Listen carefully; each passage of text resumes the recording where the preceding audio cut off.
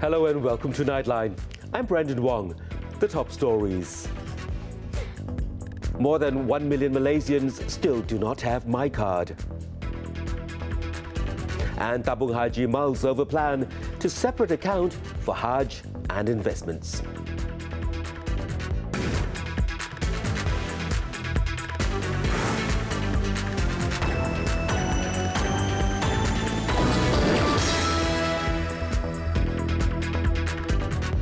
Good morning. The Home Minister disclosed that some 1.43 million Malaysians aged 12 and above still do not have the MyCard. Tan Sri Muhyiddin Yassin, in expressing the government's concern over the matter, said the development could hamper the Election Commission EC's voter registration exercise for those 18 and above, which needs to be completed before being enforced in 2021. Tan Sri Muhyiddin said among the factors contributing to the population not possessing the MyCard include remote locations and forgetfulness in doing the needful. Memohon kerjasama kepada mereka-mereka yang disebutkan tadi tidak lagi ada kad pengenalan walaupun sudah usia sampai 90 tahun. Yang muda satu hal lah, tapi yang dah tua pun tak ada IC. Saya tak tahu macam mana mereka boleh hidup kalau tak ada kad pengenalan. Sedangkan kita mempunyai jabatan pendaftaran negara, cawangannya beratus di seluruh negara. Kalau tak boleh dia keluar, mereka ni akan kita temui di kawasan masing-masing. The Home Minister was speaking to the media after officiating the National Registration Day in Putrajaya on Wednesday.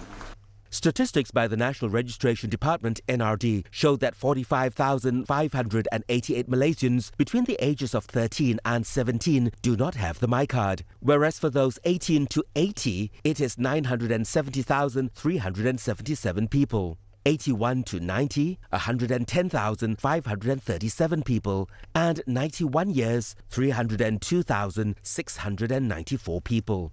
Tan Sri Muhyiddin also hoped that the EC and the NRD would launch a massive campaign, especially with regard to updating information and address changes of citizens who have moved to another place. This is to enable 18-year-olds to be registered automatically as eligible voters.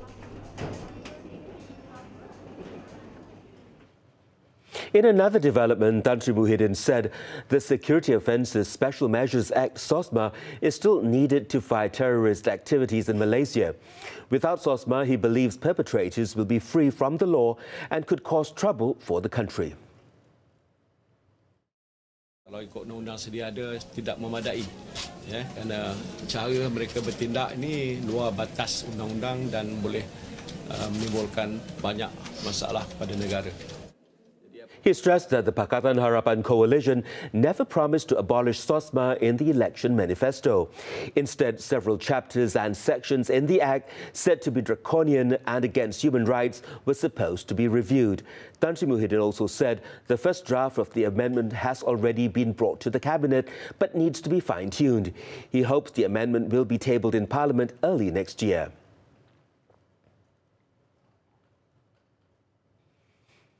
The government will set up the National Digital Inclusive Council to focus on creating digital economy income opportunities for the people. Prime Minister Tun Dr. Mahathir Mohamad said the council, to be headed by him, will comprise representatives from more than 10 ministries, with the Malaysian Digital Economy Corporate MDEC as its secretariat. Speaking to reporters after chairing the 30th Multimedia Super Corridor MSC Malaysia Implementation Council meeting at Perdana Putra, Tun Dr. Mahathir said the government must focus on getting its execution right and achieve results in the nearest possible time. Executed wisely, our digital economy growth will bring benefits to every Malaysian through the massive opportunities presented by today's fourth industrial revolution. At the press conference, Tun Dr. Mahathir recalled his good old times on MSC and regarded now he was reviving something that he himself started a long time ago. Since its establishment in 1996, he said the MSC had created 183,000 high-value jobs at almost 3,000 companies with a total value of almost 500 billion ringgit.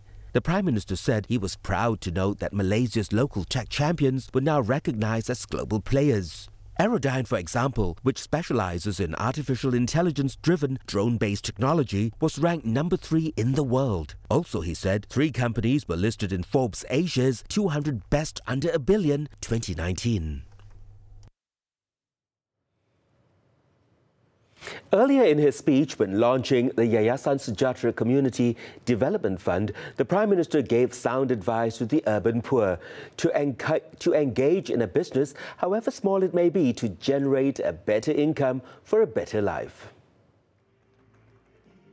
The Prime Minister said such people classified under the B40 group, or the bottom 40% of households in terms of income, can then improve their socio-economic status and unshackle themselves from urban poverty. A country is also not developed if some of its population have to struggle on a daily basis to eke out a living and having their children facing malnutrition. Shortfalls in the attainment of the Sustainable Development Goals have to be rapidly addressed, failing which Malaysia's aspiration to join the ranks of developed nations will be severely compromised. Tun Dr. Mahathir said it is a phenomenon the world over, where people migrate from the rural to the urban areas in the hope of finding suitable jobs and a better income. He said the government has to educate them on the need to expand and grow their businesses so that they will emerge from poverty. Speaking to the media after the launching, Tun Dr. Mahathir said students at institutions of higher learning are free to express their views, but it should be done at suitable places. And in order to avoid chaos, he said, such students need to follow procedures, rules and regulations made by their universities. Tun Dr. Mahathir noted that when students are expressing their views, it should not interrupt official ceremonies. Well, we have certain procedures and rules and regulations. We need to follow those rules, otherwise there will be chaos. What would happen if the whole of their convocation is laced with these people and their protest demonstration? They can demonstrate, but there are other places to do that. But don't disturb a proper ceremony by trying to show that you have certain views. You can show those views elsewhere. However, the Prime Minister said the government should not interfere too much with the university in managing the situation, as they are free to make their own decisions. And this just in. A Malaysian was killed when the express bus he was carrying carrying Perbadanan from Malaysia overturned in Afyon Karahisar in Turkey on Wednesday. According to Malaysian High Commission in Turkey, the bus with 35 passengers was on its way to Cappadocia from Pamukkale when it lost control due to slippery road. 10 other passengers were injured in the incident. Tabung Haji TH is studying the possibility of separating the needs of their depositors based on the purpose of their investments. Deputy Minister in the Prime Minister's Department, Fuzia Saleh, said this was because its depositors comprise those who save up for the purpose of performing the Hajj as well as for investment. Unjuran kehadapan ialah mungkin tabung haji akan melihat kepada kategori pendeposit yang berbeza. Ya, ini unjuran yang sedang dikaji oleh tabung haji. Kerana pendeposit yang menyimpan semata-mata untuk pergi haji mempunyai keperluan yang berbeza berbanding dengan pendeposit yang menyimpan untuk keuntungan. Jadi perlu kita balancekan kedua-duanya dan memastikan bahawa kedua-duanya mendapat pematlamat mereka menyimpan di tabung haji. Speaking at the Dewan Rakyat, Fuzia said TH's financial position remained strong, with its assets valued above its liabilities by 1.8 billion ringgit as of June. She said this was in comparison to December 31st, 2018, where its assets stood at 1 billion ringgit compared to its liabilities. It was reported last year that the Pilgrimage Fund was at a risk of mass withdrawals after its recovery and restructuring working plan showed that 1.3% of depositors accounted for half of its deposits. One single depositor was also found to have 190 million ringgit in the fund. Deposits in TH had been attractive due to the high rate of dividends it previously paid out that far outstripped fixed deposit rates offered at commercial banks. A background check by the Bukit Aman police on a Twitter account who posted insulting tweets aimed at the Prime Minister and the Inspector General of Police revealed that the account holder is residing overseas. Federal CID Chief Datuk Huzir Mohamad said police will thus seek the assistance of Interpol to trace the individual known as Navin Pillay.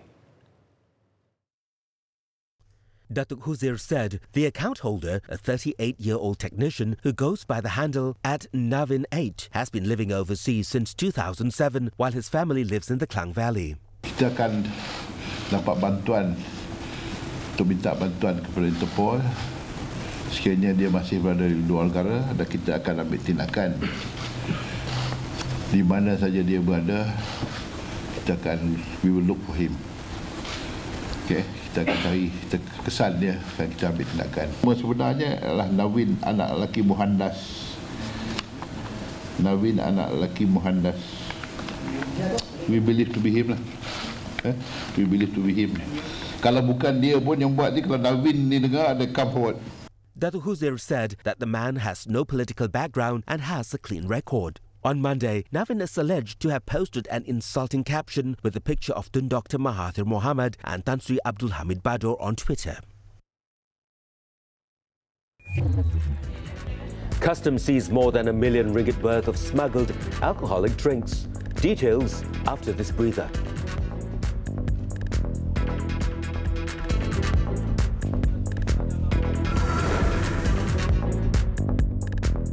Welcome back.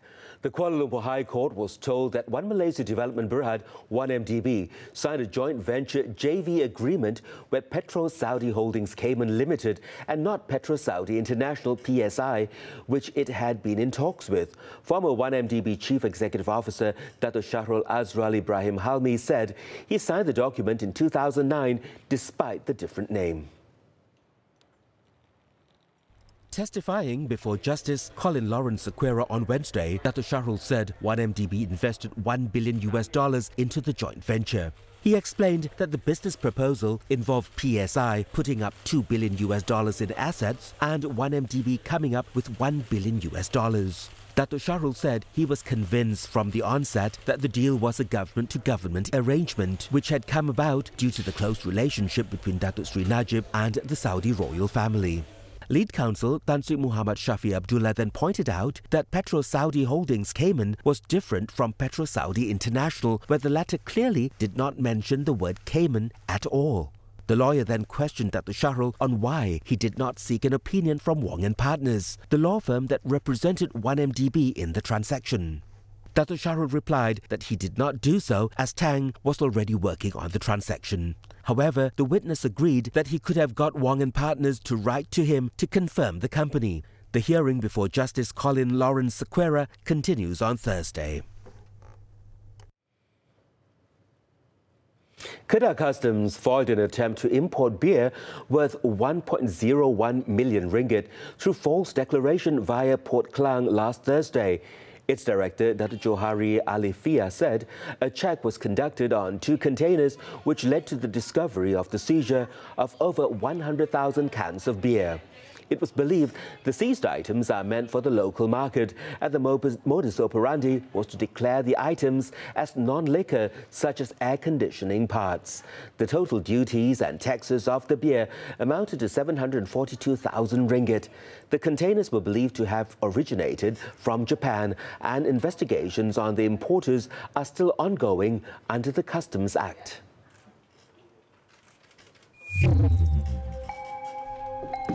In Kuala Lumpur, Datuk Sri Muhammad Najib Tun Razak will be summoned to Bukit Aman this week to assist in police investigation into his alleged defamatory statement against Teluk Intan Member of Parliament Ngak Ko Ming. Bukit Aman Criminal Investigation Department Director Datuk Huzir Mohamad said the matter had been conveyed to the former Prime Minister. He said police would also be calling Nga once again to have his statement recorded. On September the 29th, a statement insulting the Sultan of Selangor was posted on Facebook via Nga Koming's superfans page, allegedly asking the Chinese to protest against the Sultan, who had decreed bilingual road signs in Selangor be removed. Over in Putrajaya, the Court of Appeal on Wednesday upheld the death sentence of a tow truck driver, Kung Swee Kwan, for murdering Arab-Malaysian bank AmBank founder Hussain Ahmad Najadi. A three-member bench comprising Datuk Yaakob Matsam, Datuk Sabaria Muhammad Yusuf and P. Ravindran also affirmed the 18-year jail term on Kung for attempting to murder Najadi's wife, Chong Mei Kun, aged 55. In unanimously dismissing Kung's appeal against his conviction and sentence for both charges, Justice Yaakob, who led the bench, ruled that evidence was overwhelming against Kung. The Johor Bahru Sessions Court on Wednesday has set new trial dates for the case of 3 company directors and a lorry driver charged with disposing scheduled waste in Sungai Kim Kim in early March this year. The 4 individuals are lorry driver and Maridasan, company directors Wong Ching Chow, Yap Yok Liang and Sim Wei Der. Judge Wan Muhammad Norisham Wan Yaakob fixed December 3rd, 4th and 5th after listening to the request by counsel Hussein Othman, who said that 3 other lawyers representing the 4 defendants were attending a hearing in the High Court on Wednesday.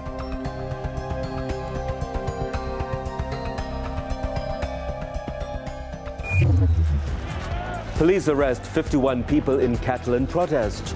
Stay tuned.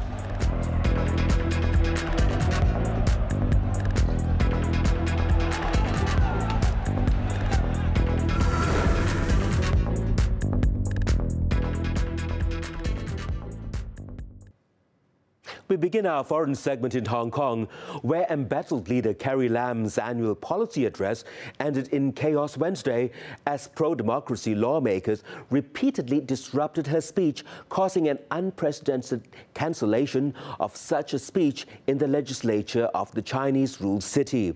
The failure to deliver her policy address inside the Legislative Council marked a slap in the face for the chief executive, who has been grappling with anti-government protests for 5 months. The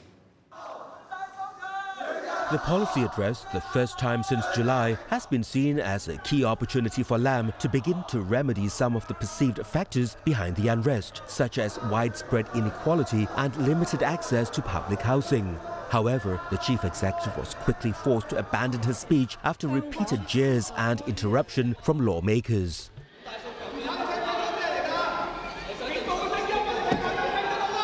This prompted the Legislative Council President to suspend the session, and Lam later delivered her annual address through a pre-recorded speech, which was made available at the LegCo website instead.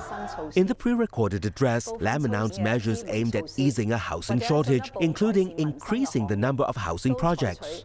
The chief executive also stressed that calls for Hong Kong's independence would not be tolerated. In Spain, police have arrested 51 people across Catalonia overnight after violent protests over the jailing of 9 separatist leaders for their role in the failed 2017 independence bid. According to Spain's Interior Ministry, the national and regional police arrested 29 people in the province of Barcelona, 14 in Tarragona province and 8 in Lleida. Adding to that, the ministry said 72 police officers were injured in the clashes, including several who suffered broken bones. The protests erupted after the Supreme Court on Monday issued heavy prison sentences of between 9 and 13 years to Catalan separatist leaders convicted of sedition over the 2017 referendum. Spain's Supreme Court has also issued a European arrest warrant for Catalonia's former leader, Charles Puigdemont, who lives in self-imposed exile in Belgium.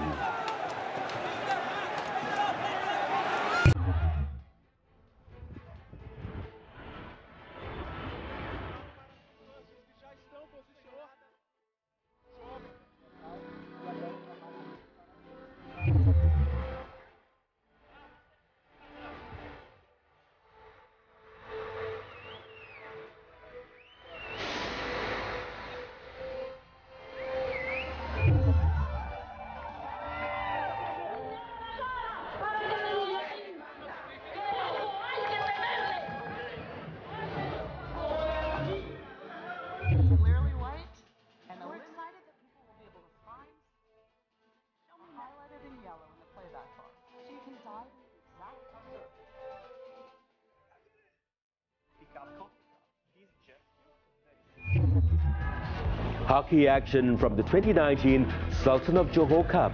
Don't go away.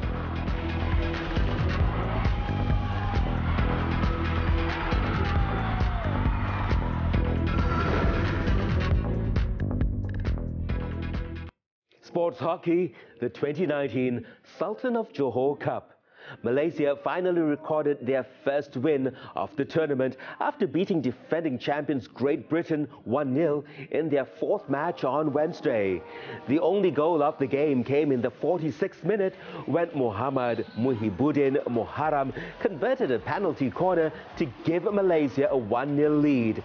Stung by the solitary goal, Great Britain fought back in the remaining period but failed to penetrate the Malaysian goal. The victory saw the junior squad having 4 points on the table, with Great Britain having 9 points so far. Nur Saiful Zaini Nasiruddin's boys will next face Japan on Friday.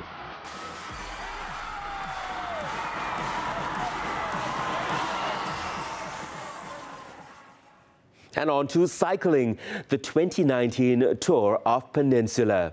Pro torch rider Rohan Doploy claimed the second stage on Wednesday after winning the 157.4-kilometer race from Kuala Terengganu to Chukai Kemaman.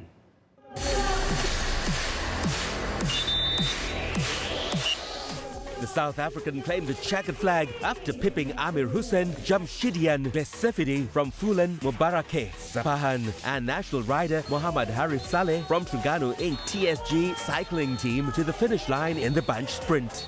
However, despite the result, first stage winner Elchin Asadov remained the yellow jersey holder as the overall leader. Muhammad Nur Aiman Muhammad Zarif from Sapura cycling team grabbed the red jersey as king of the hill, while another local rider, Muhammad Daniel Haikal Edi Suhaidi, retained the white jersey as the best Asian rider. Third stage will commence on Thursday from Kuantan to Karak Pahang, covering 172.7 kilometers.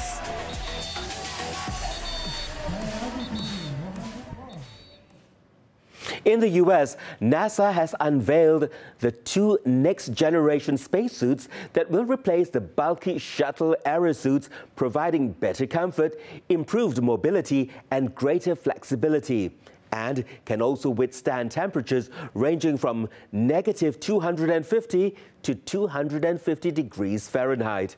Let's take a look. I'm Brendan Wong. Thank you for watching, and take care.